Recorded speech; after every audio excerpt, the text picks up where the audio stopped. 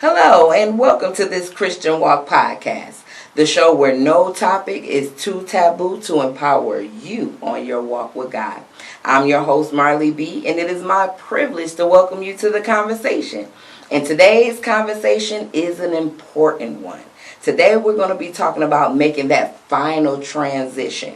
And when I say that final transition, I'm talking about going on to glory. I'm talking about passing on. I'm talking about going home to be with Jesus. I'm talking about the upper room. I'm talking about all of those things. This is a transition we all sooner or later are going to have to make, but we seldom talk about. Today, my guest, Mr. Will White from White's Mortuary in Sumpter, South Carolina, is joining the conversation today. And he is going to give us the perspective from the other side of the casket, so to speak. It was an enlightening conversation. So let's get into it right now. Walk with me, talk with me. What you know about God? Will He ride with me? Come and open my eyes for me. Hear my story. Show me more what's in store. And once more, listen, homie, can you walk? William White, welcome to this Christian Walk podcast. Hey, thank you for having me. Thank you so much for being here. I really appreciate you being here. I'm excited. Right. And now, thank you for saying yes. I'm so glad. Right. So what we have here, you are the owner and president of White's Mortuary in Sumpter, South Carolina. That's correct. That is correct. Okay. So I want to ask you this. First of all, how do you identify, right? Do you identify as a mortician or funeral director? You know, how does that go? Because I feel like ever since the wrestler came up, everybody walked away from Undertaker. Like that's nobody does that anymore. So what is the accepted title? Well, I mean, for me, I think mortician is the accepted title because I'm licensed as a funeral director and an embalmer. And so we title it as mortician. Many years ago, people were titled as the Undertaker, and I have identified that as being somebody when they walk the door, they fit to undertake me in terms of being able to not really be concerned about what the family is experiencing, but more so about how am I going to get paid, and I'm going to undertake you emotionally, financially, and all of those things. And I think as time has progressed, we have really become to be identified as morticians because we want to be able to care about the overarching well-being of a family who is called upon us to serve them. And you know, that's an interesting point because I never thought of it that way, as far as the Undertaker being someone that's just there to kind of swindle you out of your money and manipulate you in a vulnerable time. I thought it is just something that was kind of maybe had stigmatized because it had like a morbid connotation, like, you know, it just means, you know, taking you under, you know what I mean? And so I didn't think about it in that aspect, but yeah, that definitely makes sense. So how long have you, go ahead. Yeah, go ahead. No, go ahead. Oh, I know. Go ahead. What would you about to say? Well, I think also from in that context of looking at that piece, when people, you know, because we're dealing with a different generation of people now, you know, people are more conscious. And probably 30, 40 years ago, people were probably emotionally overspending for services because they were trying, in the African American community, they were trying to say that we didn't have a good life while we were living. We're going to make sure that they go out in style now. And now that the Generation Z and the millennials are making those decisions, then they're trying to be a little bit more economically sound when they're making those decisions and making sure they're getting value add for dollars spent. Oh yeah, because I've heard that ploy, for lack of a better term, where people would try to come at you in a way like, well, if you really care about your loved one, you would spend an exorbitant amount of money in order to send them off. That's like a pretty much an indication of how much you love them based off of how much you would spend on their funeral. Correct. And that's the emotional overspending, because if people did not have a great relationship with their loved one than being able to, when there were industries where they knew that they were awarding their employees $30, $40, $50,000 worth of basic life insurance because they work for GM and all these other different corporations. Then when someone passed away and they worked for these entities, then the funeral home actually knew how much money they had. And so that's how this quote unquote piece came in. We're the undertaker. We're gonna cause you to have key buzzwords that will cause you to play on the emotional stability of the family because they're in shock. And then how long have you been in the mortician business? I've been a funeral director. Well, I've been licensed as a funeral director and embalmer for the last 25 years, but I've worked in this industry for the last 40 years, starting out in McDonough, Georgia, washing cars, cleaning bathrooms, things of that nature. Still wash cars, still clean bathrooms, because that teaches you humility. And I think a lot of times when people have arrived and look at ownership, they're saying, well, I can hire somebody else to do that. And even now, people say, well, you can hire somebody to come out there and wash those cars, and you can hire somebody to come clean the bathrooms. You're absolutely right. But I think that families that we serve find it a little bit better, seem better when they see that the owner has not forgotten where he or she has come from. And I just think that that's really therapy for me, to show the people in the community that I'm still humble enough to meet them where they are, because I haven't gotten so grand that I can't still be a servant.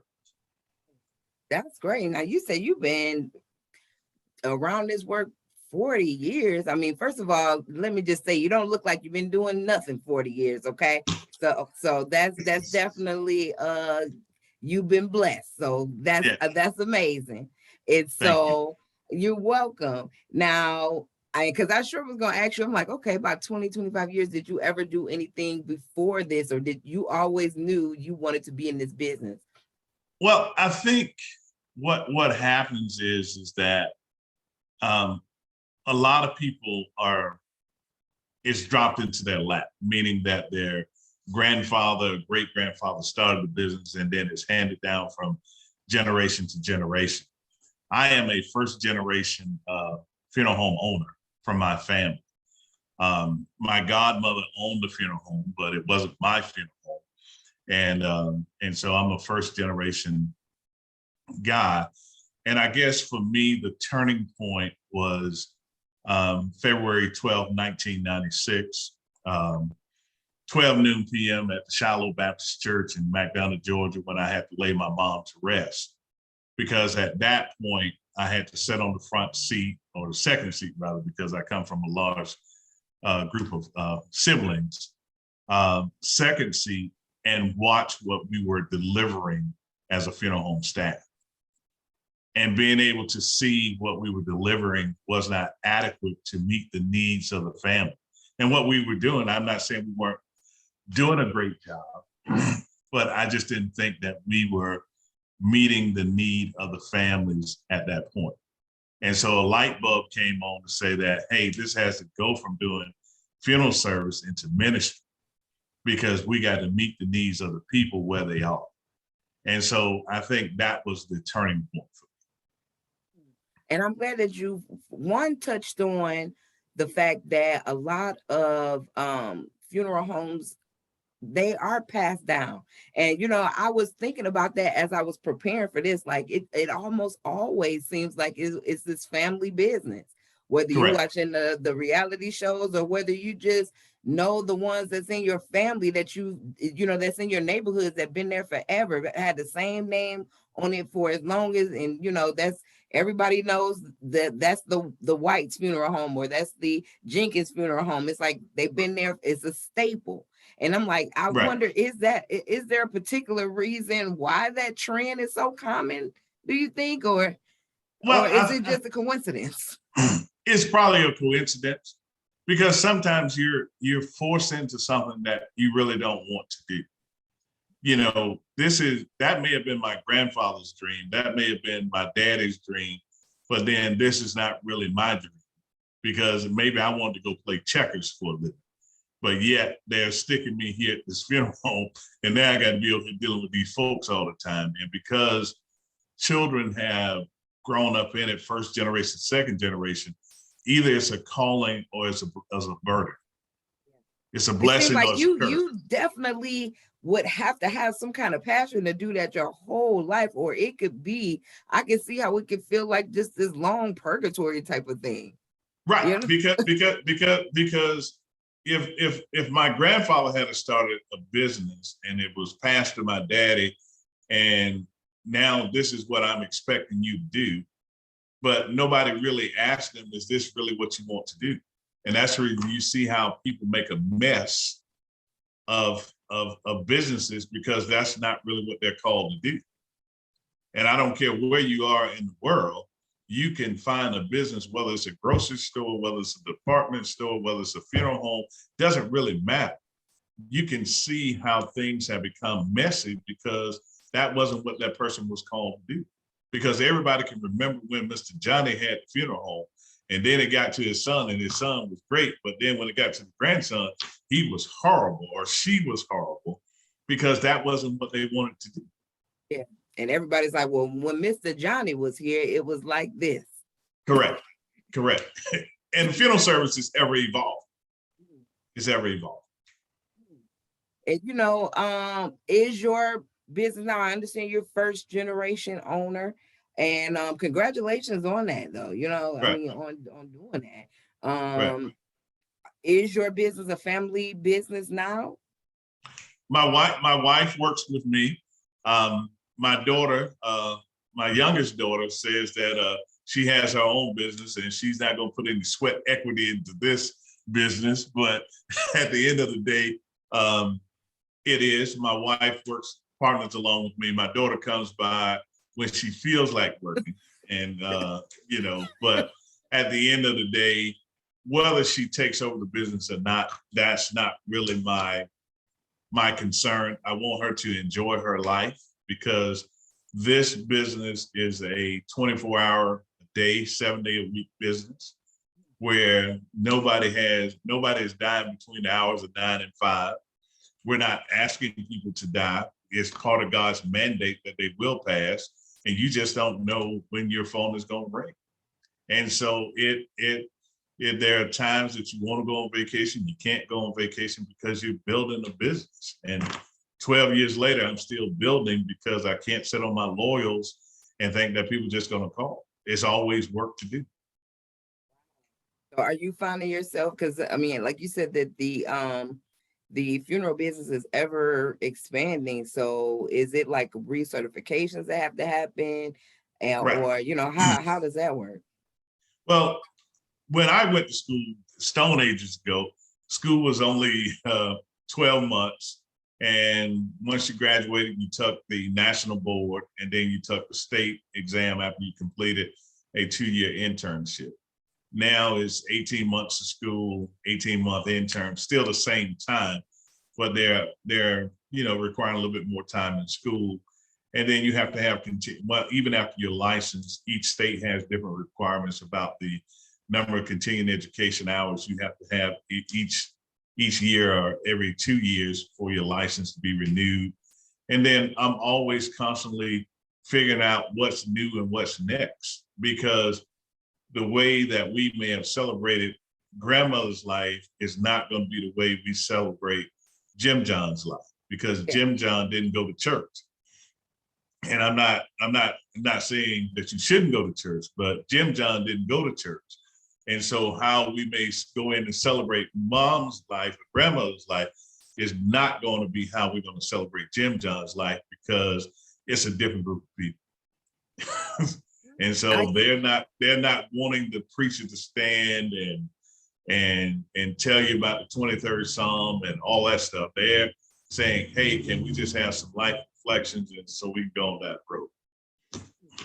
And I'm glad that you kind of mentioned, that, because, people are going to be coming your way through all walks of life, right? That's right. But I found it interesting that you're a minister, right? And you don't Correct. usually hear about morticians being ministers. Like, typically I haven't heard that. I haven't heard like, this is a mortician, he's also a minister. And I just Right. wonder, was that a common thing that happened, That- or was it more common not for your mortician not to be a minister?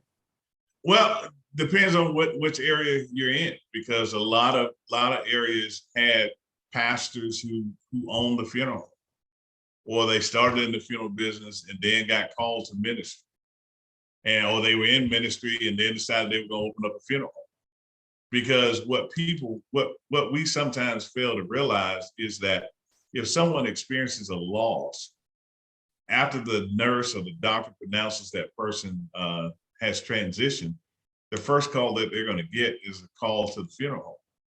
And so sometimes the mortician is really the gateway between the church and that family. So you're kind of standing in the middle. And if that person is not sensitive enough to understand the needs of the family and kind of meet that need, then it becomes a snowball effect when they finally get to the church, that the church is going to catch hell. And so you have to make sure that you have a relationship with God first and foremost, so that you'll be able to deal with the huge dynamics of people that you're going to encounter, church and unchurched. And how did yours happen? Did your call to be a mortician come before your call to be a minister, or did it come after? Well, I think that more so I knew early on that I was called to do something. Other than, I grew up in the Baptist church, served as a junior deacon, served in the choir, did a whole lot of stuff in the church, and I knew that there was a call. And then a lot of times in the old church, they didn't recognize the call. They just told you need to go back home and sit down. Because sometimes my mama said, well, there were 3 P's. Some people got called to preach, some people got called to pray, and then somebody got called to P. So you need to discern which P you got. Wait, what was that third P? What was the third? To P. So somebody got called to preach, somebody got called to pray, and then you may have gotten called to go pee. So when God that is just go pee. Got it. Okay, got it. Okay. All right, so you better make sure your ears is open, because you don't want to miss, especially if you don't want to pick the first one if it's supposed to be the third one. That will mess you up. Right. Okay. And then you find people who were really called to go pee, and then they say they're pastoring, but then they don't have the compassion for people. That is so true. Then that's the reason I believe that funeral service has to be a calling, because you're dealing with people in the most critical moment of their life. And if you're not called to deal with people, you're in trouble. Definitely. And let's talk about, in that most vulnerable time, right? So I was looking at your website, which I had to commend you on it, first of all, because I really liked it. It was very user-friendly and informative. Okay. If there was a feedback button, I would have pushed it and gave it to you, because I really like my experience. I was like, okay, this is cool. And I learned a lot. So I appreciate that. And that website, for everybody listening here, and I'll put it up later on in the broadcast too, but it's www.whitesmortuary.net, right? And I really liked it, right? So I like, first of all, here where you had the plan ahead section, right? Correct. And that's pre-planning for your funeral. And you said it's pre-planning. It says pre-planning your funeral should be a natural part of life, right? And I was like, that is so true. It should definitely be a natural part of life, but we all know that it's the last thing somebody think about 9 times out of 10. And you know this better than anybody, right? So I want to ask you, what age do you see taking advantage of this pre-planning situation, and what age would you suggest doing it? When you get married. I mean, I think the real challenge as a culture of people, whether you black, white, blue, green, purple, it doesn't really matter. Most people don't want to talk about dying. We want to go to church. We want to have a good time, and we want to go to heaven.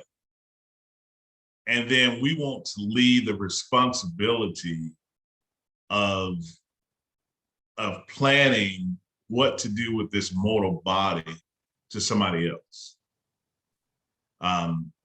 And I think that that the person that you are marrying is at a disadvantage because they don't know who grandmama was.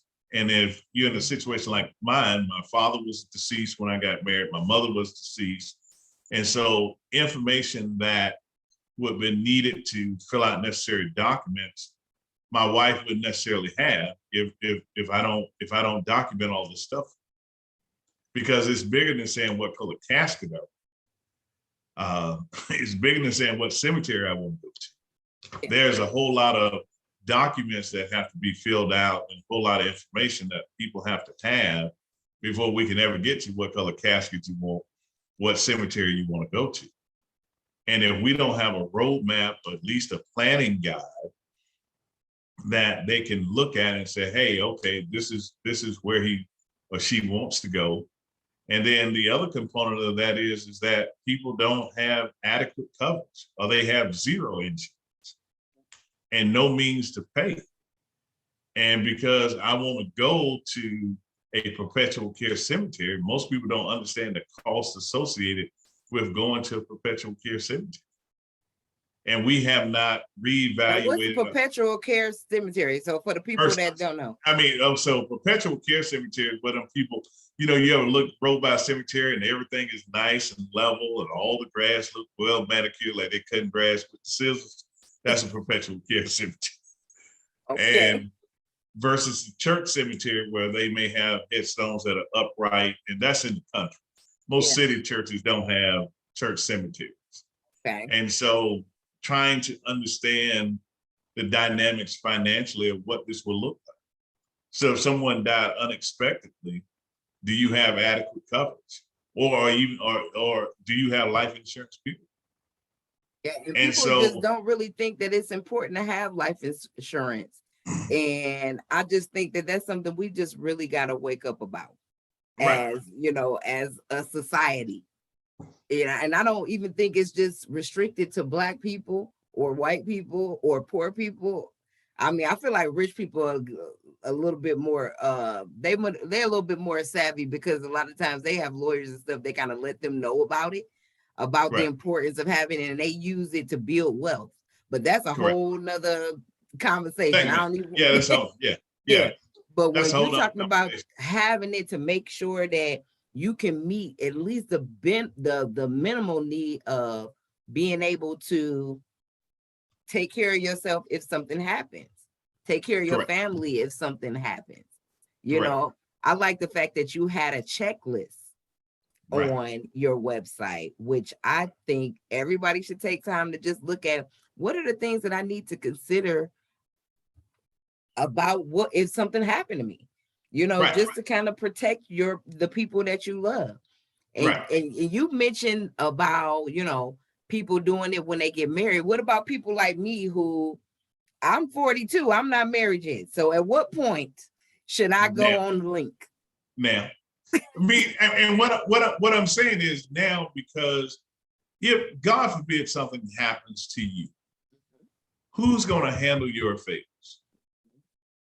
Who's going to take care of all your stuff? Because, even though I may think that I married the right spouse, or my sister is a great person, you may have and I'm not saying this about my wife, but let's just take, for instance, your husband or your wife, and you got kids, and your loved one is not a good money manager, but yet you got $300,000 of life insurance, but you got kids you got to send to school. So does it make better sense to buy a separate policy for $10,000 or $15,000 for handle the burial expenses, and use that $300,000 as a means to send your kids to school, because you can put that money into a trust that is only available to them if they choose secondary education, because they will hold that money into a trust account until they get ready to go to school. And you got a business and you got cars, you got all this stuff. So what happens to this stuff if something happens to you? Where does it go? And sometimes we want to put our family in charge of our business, but sometimes that may not be the right answer. We may need to put somebody who doesn't have a vested interest in charge of our stuff, because they're going to make sure it gets distributed correctly. That somebody is not a vested interest. So you recommend picking. I mean, you may have a dear friend who you know will not allow your family members to come in and say, we need to go have a party with this one. Yeah, that's true. But what I'm That's saying, true. they have a vested interest in making sure that your stuff is handled correctly. Because the beneficiary of your life insurance policy does not have to use that money to make sure that your burial expenses are taken care of. So you see that happen a lot. Absolutely. So it's just good to still, even if in addition to your life insurance, to have burial insurance.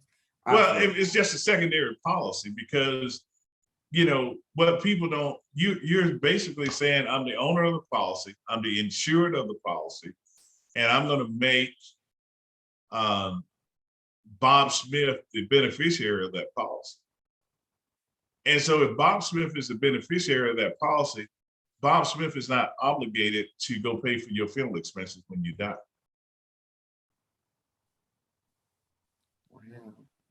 Wow.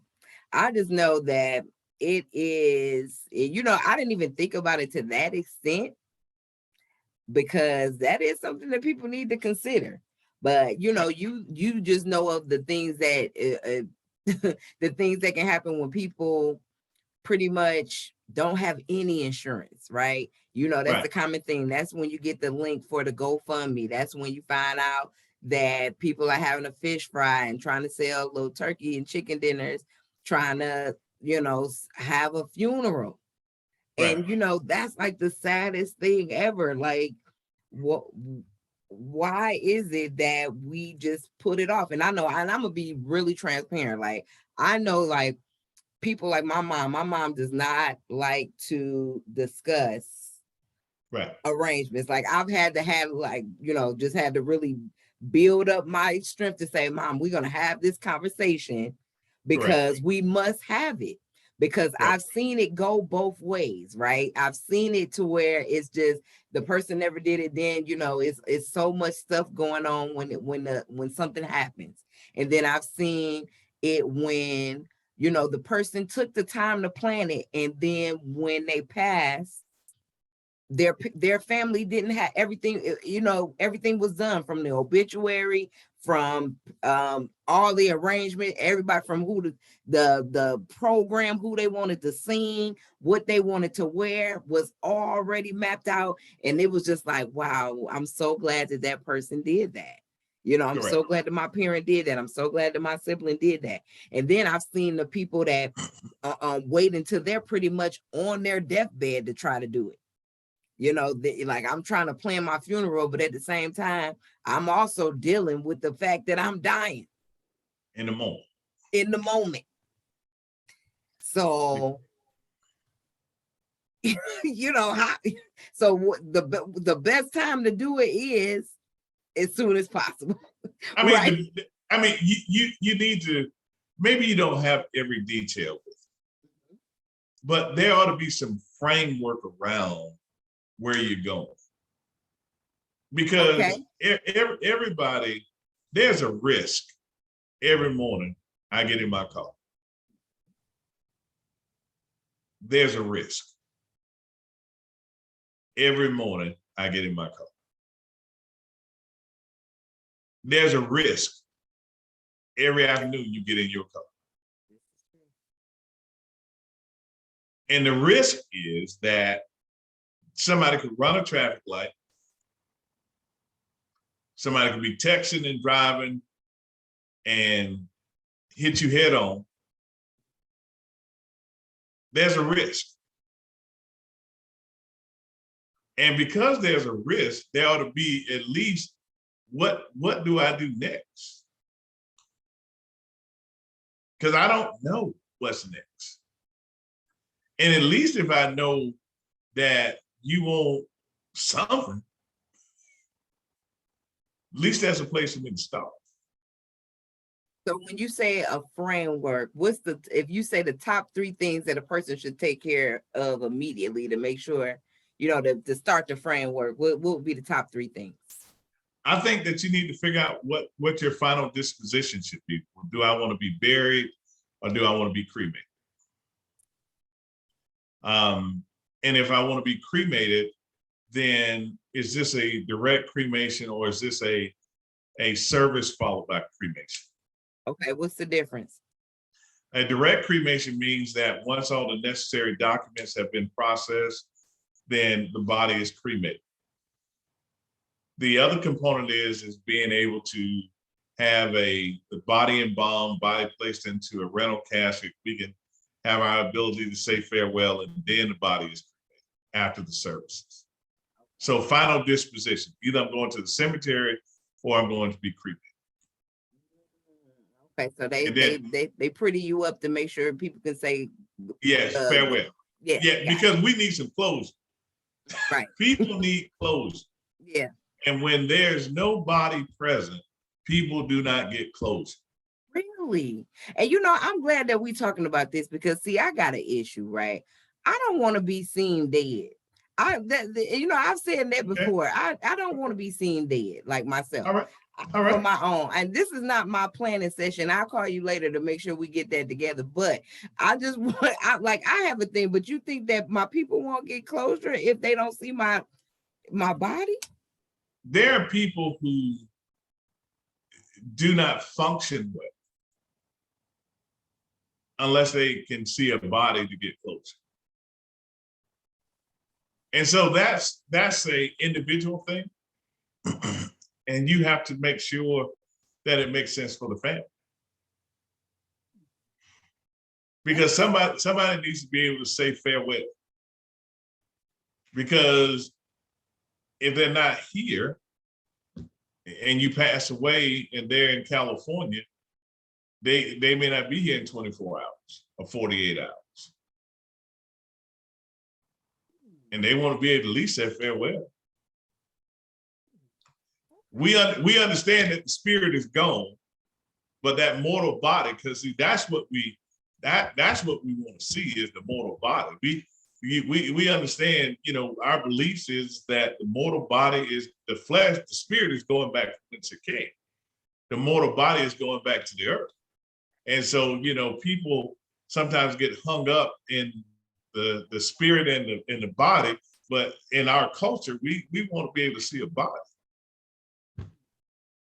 Okay, well, I'm gonna work about that. I'm gonna work on that in my framework. What's the next one?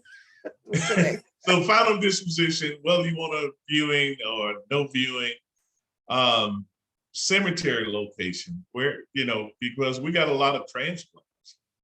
Do I want to go back to my hometown or do I want to be laid to rest here in the city where I live? Those are kind of things that people need to be trying to consider. And those are some major pieces, because at least if I know if something happens that, hey, my loved one wants to be cremated or my loved one wants to be buried, then that kind of helps me when I go sit down with the funeral home, because at least I know what I'm looking for. All right, and what's the third one? And then kind of decide what you're gonna do, whether you want a church service or a chapel service. Because of this pandemic, a lot of people aren't having church service. They're not having large gatherings. And so, just kind of figuring out what does that look like? How, because funerals are really for the living. They're not for the person that's going on. Right. And so being able to kind of understand how are we going to commemorate that person's life who has lived? Because we do a poor job of telling people how wonderful they are while they are alive. We do a poor job. we can tell them all the great things that they meant to us. They can no longer hear, but we do a poor job of telling those people what they meant to us while they could hear it. And I think that's the big thing that you should definitely, people should get out of this talk. Right. That, you know, everybody's time is limited, and we got to remember to give people their flowers while they're there, while they're here. Yeah, they used to sing this song, "The Lord has taken us away one by one. He's taking us away." So let me ask you this now, getting back into, okay, we got the pre-plan together, right? Right. So when we consider the actual services, right, when it's time. Right. Now, I've seen a couple of reality shows, like HBO has this show, 6 New Ways to Die in America. Did you see that? I have not. Okay, so they have like different ways that people, you know, funeralize themselves. I'm not sure is funeralize a word? If you said it is, it's your show. It feels like a new word, you know. It feels like a new word, but I was. We're gonna allow it. But you know, they had new ways to, you know, have different services, right? To personalize the service. On your site, you actually have different ways people can personalize services, whether it's the barrier reef, the sea burial, or if you want to be planted as a tree. I've seen that on the HBO thing, that, you know, you can be a tree, you can be shot into space. Right. They had this, I watched this one called they had this reality show called Best Funeral Ever on TLC a few years back. Okay. Right. And they did all kinds of weird stuff. Like they put this one guy, he had a disability, so he was never able to ride a roller coaster. So his funeral was they put him on a roller coaster, okay, and let him go on the roller coaster, and that was his services, okay. And they had the baby back, you know, the guy who wrote the baby back rib Chili's commercial jingle. When he died, they gave him a baby back rib funeral. I mean, they was, you know, I want my baby back, with taking the casket down the thing. I'm like, okay, this is definitely personalized. But I'm just wondering, in your opinion, is there a line, right? Because on yours, they said, you know, there's no request that you would deny, or there was no limit, is what you have on only your imagination. Isn't that a pretty dangerous statement? Like, when you think about putting something like that in, I mean, there's no line where you'll be like, okay. Well, let me cover this statement for you. Okay. Traditional funerals are becoming obsolete because people want to be able to commemorate that person's life. Okay. We have what a generation of people called the nuns. They do not identify with any religious, they're not Baptist, they're not Methodist, they're not Catholic, they're just nuns. They believe, but they don't identify with a particular religious denomination, okay? And so that person who may be a nun, his service may be in the bar, where he or she may have been cremated, and we're having a memorial service at the bar, and they're offering life reflections, and they're having cocktails, because that's how they want to commemorate that person's life. I believe that I have to meet people where they are. As long as it's legal, then we're in good shape. Because in order to be able to have these experiences at the amusement park and to do all this other stuff, there had to be some clearances somewhere. They just didn't show up over there. Oh no, I'm sure it was a permit too. Right. And then the other component of that is, do I have the means to pay for what I'm asking for? Right. So it's not only can we meet what your imagination says, but then the other component is, do you have the means to pay for what you're asking? Because a lot of people ask for champagne, but only got a water budget. And so being able to meet the needs of the people is not the challenge. Being able to pay for what you're asking for becomes the challenge. So you haven't heard any requests that a person could pay for that made you, and that was legal, that made you be like, no, I don't think we. Listen, I have most firms have a reputation to protect. And if they feel like it's going to be something that is going to be out of sorts, that is not going to work favorably for not only the family, but for the firm, they will sometimes stand down and say, we need to really think about that. Okay. We need to think about that. All right. So, and that's where it comes in, that you got to have some common sense. Yeah. Because people will go there. Right. They will push the envelope. Yeah, but they got to have some common sense in the process as well. All right. Well, that makes sense. Okay. Well, because common sense ain't so common. It could definitely be a little sporadic, to say the least. Right. So another thing I liked about your website, right, is the grief support resources. Right. I really appreciated the fact that you offered the 24/7 access to the counseling service, the group grief support, interactive videos, and even like the little Sesame Street, the Sesame Street children grief videos or resources. Because a lot of times when you think about grief, sometimes the kid just kind of, they don't really know how to address them, because it's going to be a different avenue when it comes to dealing with a child grieving than dealing with an adult grieving.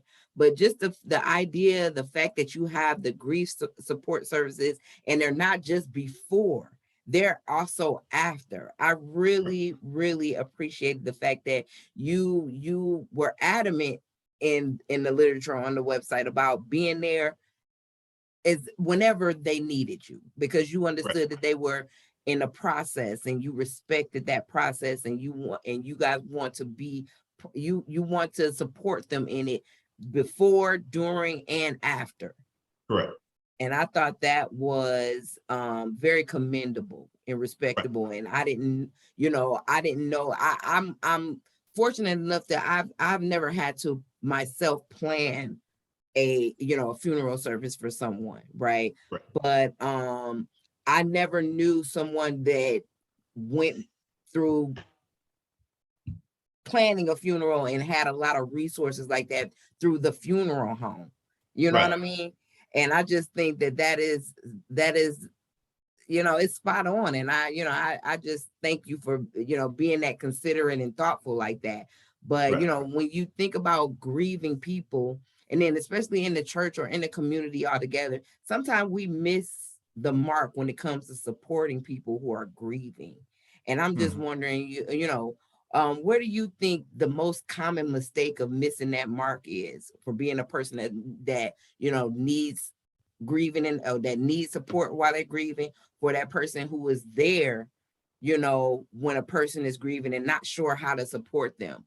What's the most common thing you think we can do to change that? Well, here's what we say when someone died. I know how you feel.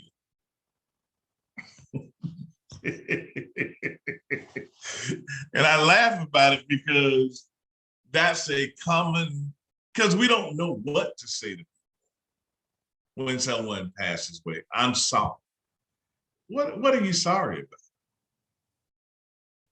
And I'm not being critical, but that's just where we are. I know how you feel. First of all, you don't know how that person feels because you don't understand the relationship that person had with the person who passed away. And when you don't understand the relationship, that the person had with the person who passed away, I don't know how you feel. I can't be sorry for you because what am I being sorry for? Most people, when they go through a traumatic experience, as the closest thing that a person will ever experience to death is a divorce, because the person is no longer there with it. We who go through death and dying don't think we need any help. Men are guilty because if you ask a man, how's he doing? I'm all right.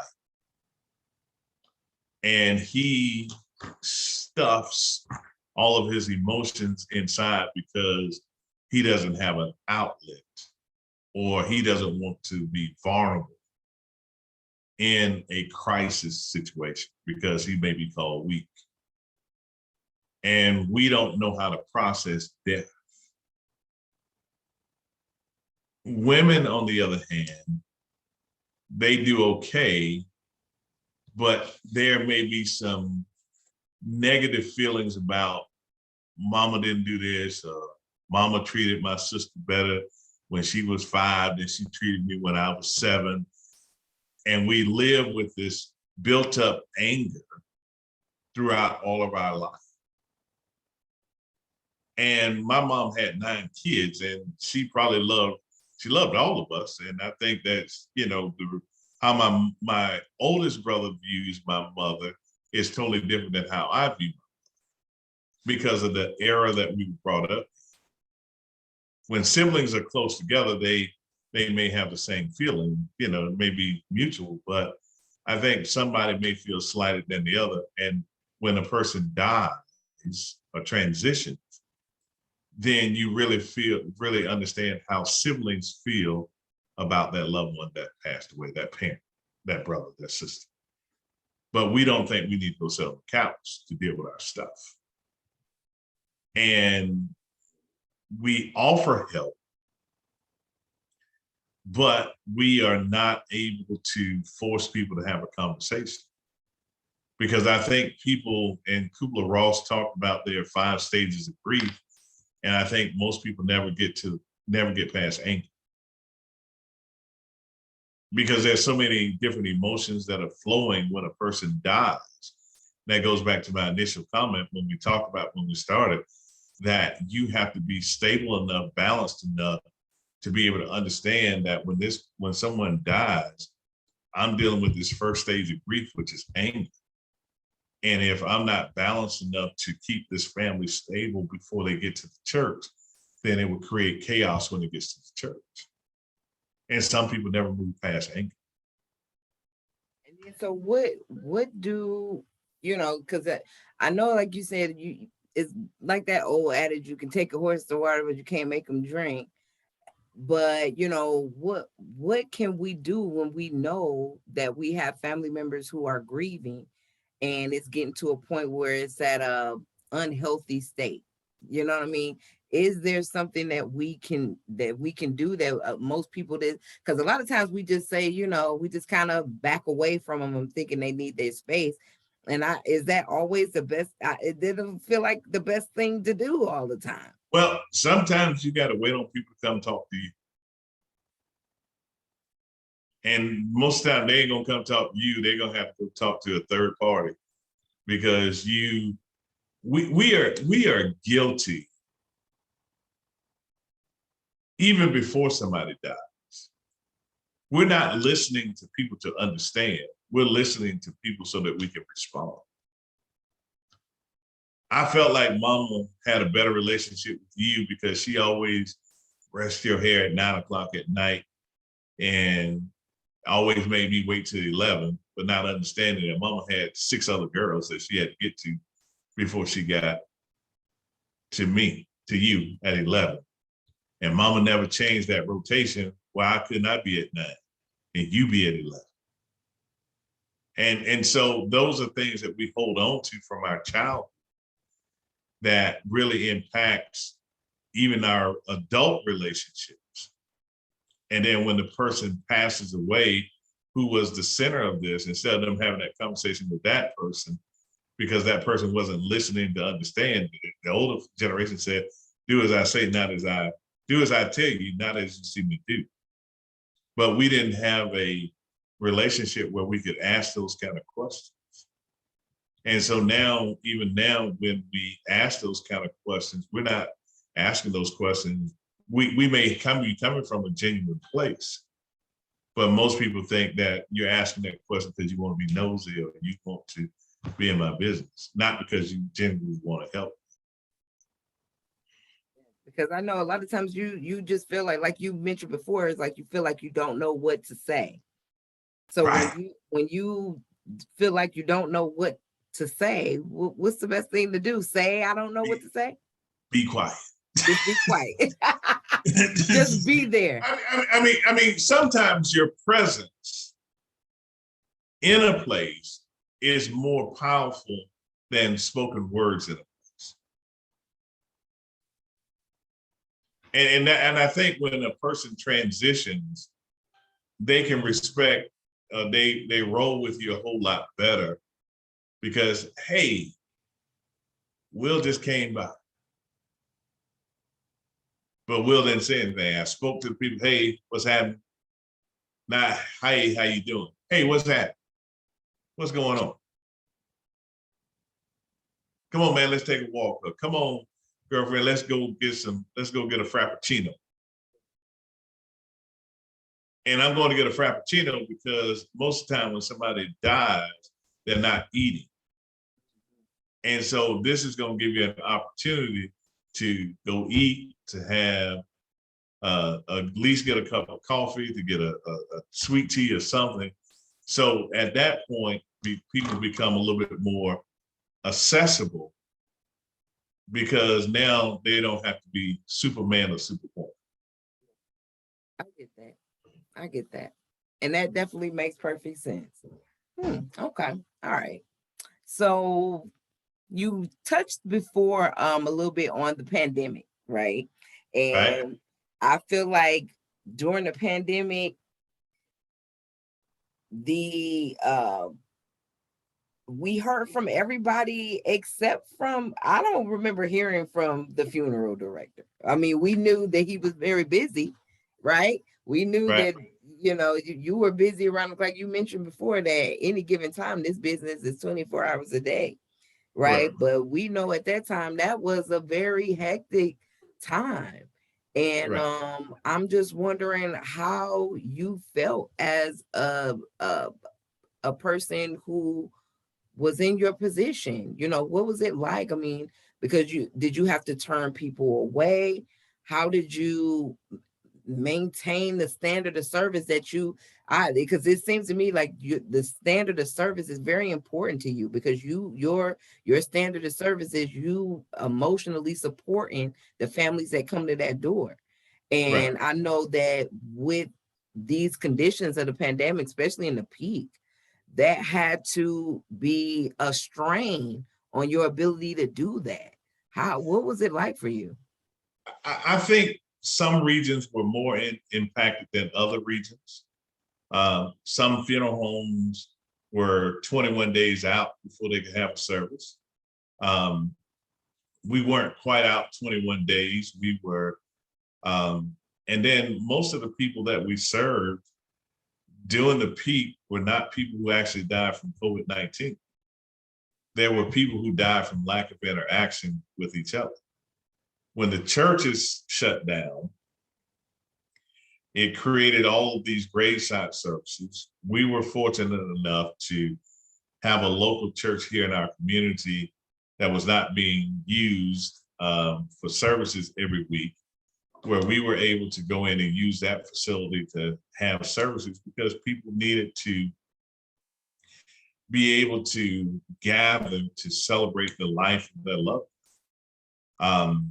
And so emotionally, when we looked at the news, they were talking about the first responders and how much stuff they needed to do for the first responders, but they were not really considering the last responders, which was my many colleagues who are in the funeral service industry, those people who are making removals, the coroners and the funeral directors and embalmers throughout the United States and the world who are having to care for these persons who passed away from COVID-19. The reality of it is that nobody knew what this virus was going to do. And even though you got these vaccinations and all of that stuff, how long does this virus live after the person has died? And then you got family members coming in because their loved one died from COVID-19. And now they're having to be quarantined for 7 to 14 days because they've developed the virus. And now you're holding loved ones out 14, 21 days because you got to wait on them to get better so that they can make funeral arrangements. And even now, the emotional well-being of that person who's caring for people is sometimes put on the back burner because nobody is really asking the mortician how you feel. The only thing that they think is ching ching jackpot of Jerusalem. But doesn't matter how much money you have or how much money you don't have, how emotionally stable are you? And many people are not emotionally stable because they're burned out emotionally. Nobody's taking a mental health day. I need a mental health day, as they say, because I need to go back and gather my sense of thinking, my sense of understanding, because I don't have an off moment. I don't have a moment where I can just not be prepared to go, because if the phone rings, that family on the other side of the phone doesn't care whether it's 2 o'clock in the afternoon, whether it's 2 o'clock in the morning. I'm calling you because I'm in a crisis. And if it had not, if it's not for the grace of God, I should have lost my mind. And I know your relationship with God serves you well. But what else do you do to maintain and stay attentive to your own mental health?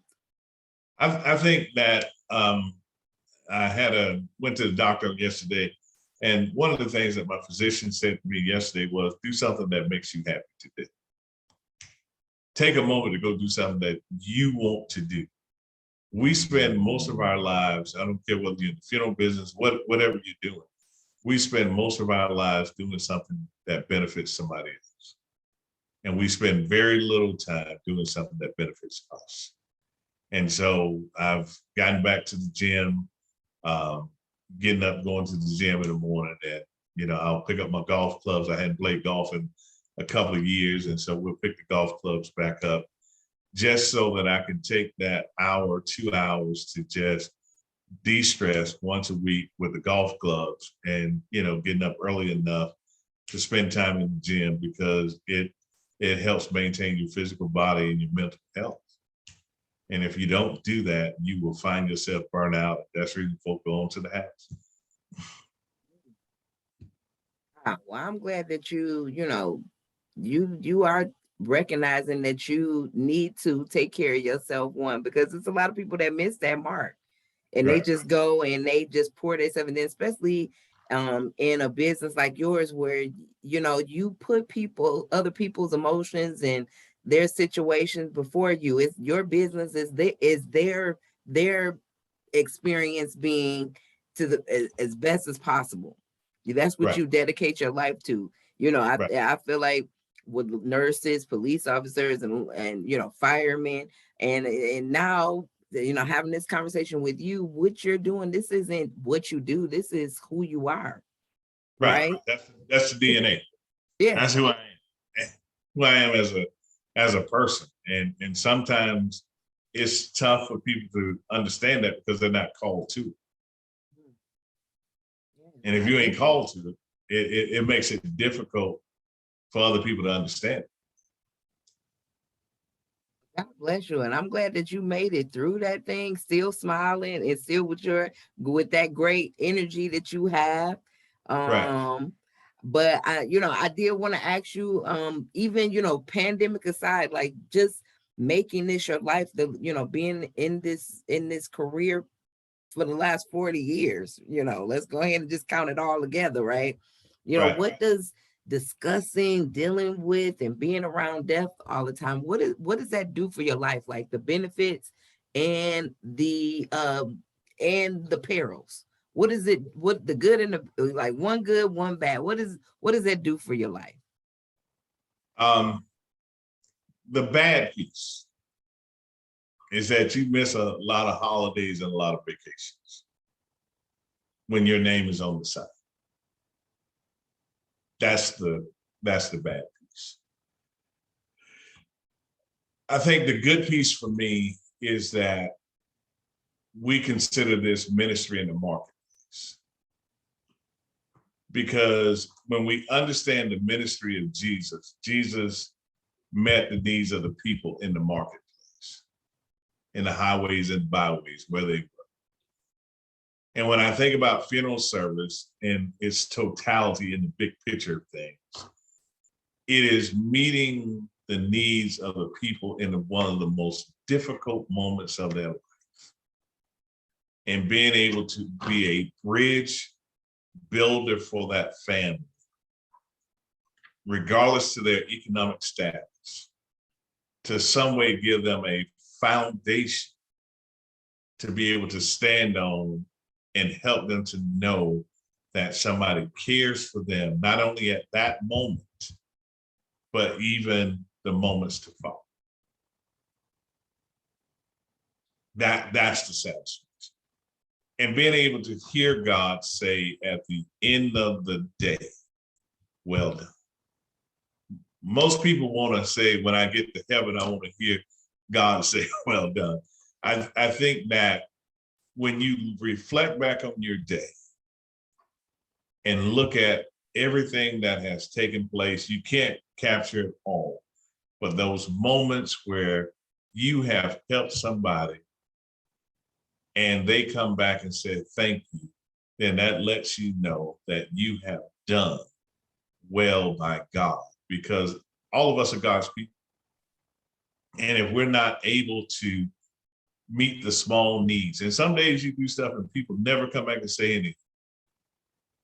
And then there was a Sumpter family 4 or 5 months ago, got a card in the mail a couple of weeks ago that just simply said, hey, thank you for how you helped us when my loved one passed. And what we thought went unnoticed, someone recognized it and said, sent a card back and said, thank you. That's beautiful. That's beautiful. Definitely enriching work, not for the weak at heart, and definitely gotta be hear the calling. Hear the call. Thank you for answering the call, sir. Thank you for answering the call. No problem. Thank you for the service and the work that you're doing. Right. Now, I'm curious. Do you think we will ever take the taboo off of preparing for the afterlife, preparing for death in like a mainstream way? Do you think we can do that? I'm hoping people listen to this and think, I really need to stop putting that off. And right. I want it to be something that don't make people cringe as much. Right. I think that when I reflect back on from whence we came and to where we are now, we're dealing with a different culture of people now, in that most people are planning for weddings, they're planning for babies, they're planning for when I'm gonna buy a house, they're saying I'm planning for eternal life. But the real question is, what am I gonna do with this mortal body in between the time something happens and bury it? What's gonna happen on cremation? Because there has to be a plan. And I think that sooner or later, the light bulb will come on, that we need to make sure that things are in place for all aspects of our life. And I think that we think that sometimes if I plan, I'm going to die. Well, if you don't plan, you're going to die, because that's just part of the plan. But if I give somebody a roadmap to follow, how much better off will they be? Because at least they can say, hey, at least I got a starting. At least give somebody a starting. And I think that it may not be the whole plan, but at least if I got some stops. The framework, like we were talking about the framework. If I got some framework, I can build the rest of the house. Yes, that's good. Okay. Well, we gonna keep on praying on that and not giving up on that, because we got to be more prepared and not leaving on the people that we leaving behind. Sooner or later, this guy, I'm telling you this, back in the day, a man I used to love very much, Mr. Thurman, used to always say, good guy, bad guy, we all got to die. Sooner, you know what I'm saying? We all going there. So we might as well have a plan, right? That's right. But before I let you go, we made up one word together today. I'm gonna put you into it, but I want you to listen to something, because while you identify as a mortician funeral director, right? I want you to be open to two more possible titles, right? I want to run these by you. Tell me what you think. Okay. So first one, life transition specialist. Okay. You see that? No. Okay. All right. What's the other one? Other one? Afterlife usher. Okay. All right. I can buy the first one. Okay. Life transition specialist, meaning that I specialize in helping people whose loved one has transitioned. Yes. They didn't die, they just transitioned. It transitioned. Right. And then we can be the specialist in terms of being able to help them with the aftercare that is needed, because on the front side, I'm helping the person that's passed away. On the back side, I'm helping the families to negotiate how to get to the next place where they can begin to heal. I feel it. I feel you like it. You digging it. I'm gonna go ahead and get your desk plate made. Okay. Right. I'm gonna get you one, because I think that's gonna be the new thing, right? I think that's gonna be it. You, sir, William White, you are my favorite life transition specialist. I thank you so much for being here and having this conversation with me. And I wish you the best in all that you do. Continue to take care of yourself along the way, or while you're taking care of everybody else. Right. We're going to do our best. All right. Thank you so much. Thank you. Thank you so much to my guest, Will White from White's Mortuary in Sumpter, South Carolina, for coming on to the podcast and sharing your perspective. The perspective of a last responder, a perspective that we rarely hear from. It was truly thought-provoking and truly enlightening. Thank you so much. And if this conversation spoke to you out there listening, please like it, please share it, and definitely please subscribe to my YouTube channel. And if you want to hear the podcast on the go, you can definitely do so on Apple Podcasts as well as iHeart Radio.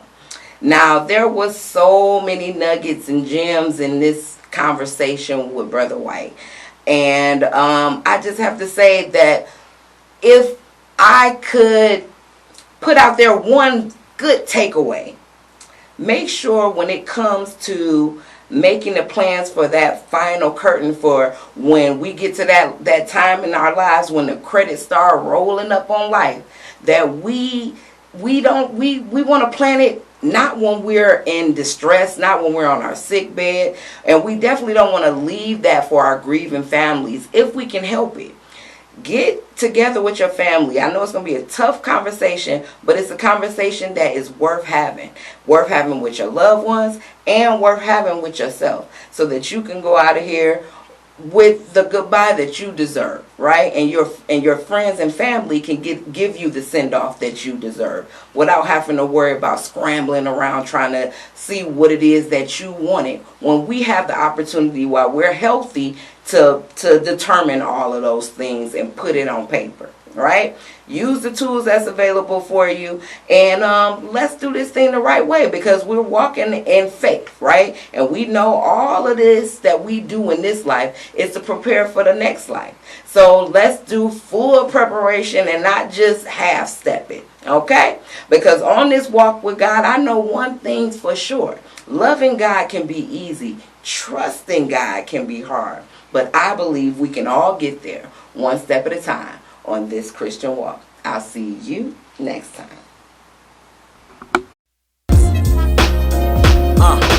Walk with me, talk with me. What you know about God? Will He ride with me? Come and open my eyes for me, hear my story. Show me more what's in store. And once more, listen, homie, can you walk with me? Talk with me. What you know about God? Will He ride with me? Come and open my eyes for me, hear my story. Show me more what's in store. And once more, listen, homie, can you walk? Can you walk? Let's walk.